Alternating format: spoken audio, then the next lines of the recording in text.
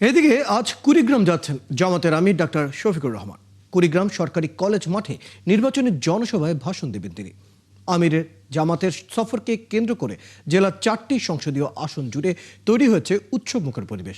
চলছে নেতাকর্মীদের ব্যাপক প্রস্তুতি। এতে আরও উপস্থিত থাকবেন কুড়িগ্রামের সব সংসদীয় আসনের 11 দলীয় জোট মনোনীত প্রার্থী ও স্থানীয় নেতৃবৃন্দ। ধারণা করা হচ্ছে এই জনসভায় 4 থেকে 4.5 লাখ মানুষের সমাগম হবে।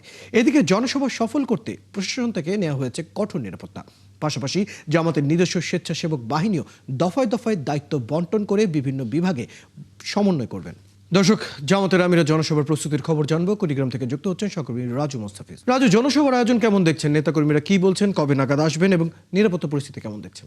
ধন্যবাদ রয়্যাল আপনাকে। আসলে কুড়িগ্রাম এই শীতের সকালে কিছুক্ষণের পরেই এই মঞ্চ থেকে, কুড়িগ্রাম সরকারি কলেজের মঞ্চ থেকেই শুরু হবে আনুষ্ঠানিকতা।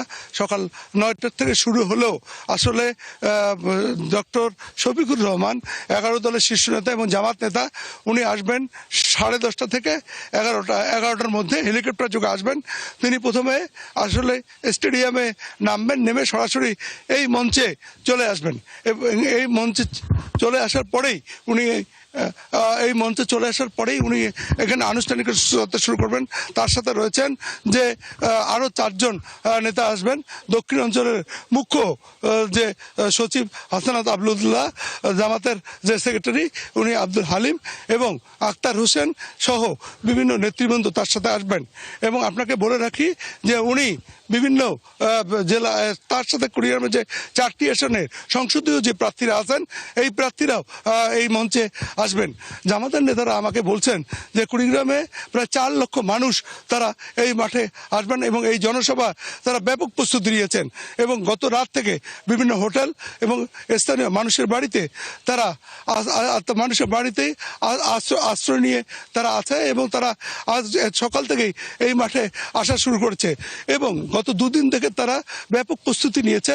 এই প্রস্তুতির কারণে এই মাঠের যে অবস্থাটা এবং তারা ব্যানার ফেস্টুন লাগিয়েছেন এবং যে জামাত শিবিরের যে নেতাকর্মীরা তারা নিবিড়ভাবে পর্যবেক্ষণ করছেন যাতে এটি একটি সুরক্ষা করতে পারেন, কোনো আইন শৃঙ্খলার কোনো ব্যাঘাত না হয়। সেই সাথে আইন শৃঙ্খলার যে বাহিনী আছে তারাও শহর এবং এই কলেজ মাঠের আশেপাশে তারা আশ্রয় নিয়ে আছেন এবং তারা দেখছেন, পর্যবেক্ষণ করছেন যাতে এই সভাটি নির্বিঘ্নে চলতে পারে।